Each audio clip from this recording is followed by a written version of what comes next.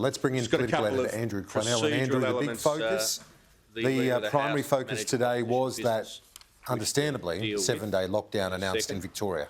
Absolutely. Big deal, this, Kieran. And we saw there in question time the government saying that advised previously that you needed a 14-day gap between flu shots and COVID shots, thrown out by the Chief Medical Officer in aged care facilities today. So the announcement of this 7-day lockdown after cases continue to grow after an Adelaide hotel quarantine leak, acting Victorian Premier James Merlino partly blaming a slow vaccine rollout as he announced the lockdown.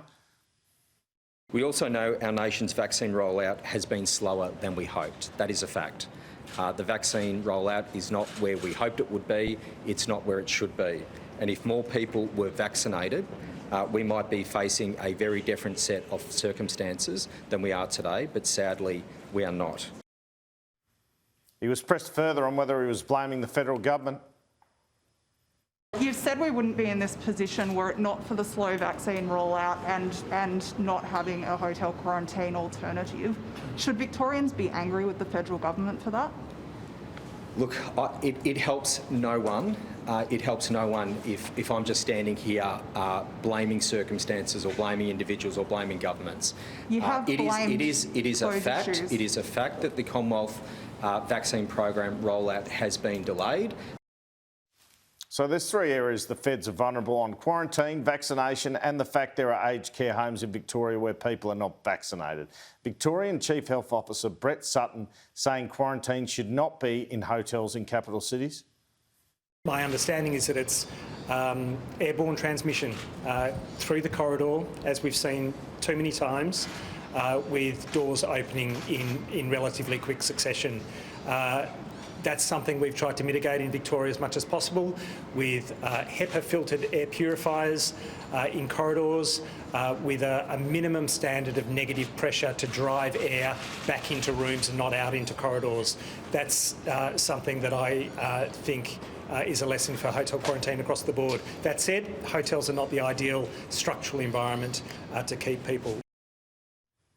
But the Victorian Chief Health Officer saying that if vaccination goes right in 6 months, if the take-up continues, we may have no more lockdowns. If we keep rolling through tens of thousands, we'll get there and we could be in a situation within 6 months in Victoria where we don't really need to face this prospect at all ever again. Of lockdown, you mean? Of lockdown, even. Optimistic claim. No such guarantees life will return to normal from the PM later. Scott Morrison said we had challenges ahead. So I asked the PM what he thought of some of the comments by the Victorians. He said they were working well together, and it sounds like from the PM's comments that the Victorian regional quarantine facility will be sped up. You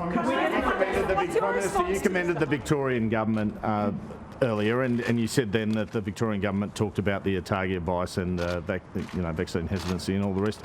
But they also seem to indicate the federal government could have gone faster on vaccines, James Merlino. And Brett Sutton said pointedly in that press conference that hotels in cities weren't the right place to quarantine people. How do you react to those comments? Well, firstly, we're working closely with the Victorian government. They have put forward, as I've said a few weeks ago, I think a very useful proposal. I discussed this yesterday with James Merlino. We are highly favourable towards this. We think it can be done actually quicker, and that's one of the things we're working through with them now. I think one of the really useful elements of this proposal is that it adds to the capacity. It's not in place of hotel quarantine. That's not what the Victorian government is proposing. They're proposing this to be there in addition. And I also want to commend the Victorian government for keeping the repatriation flights going and not reducing their caps to ensure the flights can also keep coming as we're seeking to bring Australians home, even in the midst of the challenges they're facing over the next 7 days. So I would describe it as a highly cooperative arrangement. And the PM questioned by Kieran on what more can be done in an advertising sense to speed up vaccinations. And he said this outbreak will help encourage Australians to go and get vaccinated. Will this outbreak shock people, Australians, out of a sense of complacency with COVID-19? And is the government planning to speed up, to ramp up an ad campaign because of what seems like a real palpable sense of hesitancy in Victoria, around the country. Well, I am pleased that the numbers each week have been growing and growing and growing. There is no doubt, though, as I've moved around the country, that while it is wonderful and enviable around the world that Australians can live like we are living here in this country, notwithstanding the very significant difficulties Victorians will face over the course of the next 7 days, that way of living can, of course, lead to some hesitancy when it comes to coming forward on those vaccines. These events, I think, will set out, I think, very clearly that this is an insidious virus. It hasn't gone anywhere. It's not giving up. It continues to attack wherever it can and wherever it will, and it continues to be as dangerous, and I would argue even more dangerous today than it was a year ago. Our urgings to all Australians, it doesn't, whether you're in Victoria, Western Australia, up in far north Queensland, I'm sure Dr. Cauchard would agree. Our simple message to you is the vaccines are there, make a booking, talk to your doctor, please get vaccinated. The PM copping some questions about the fact there are still aged care homes in Victoria not vaccinated.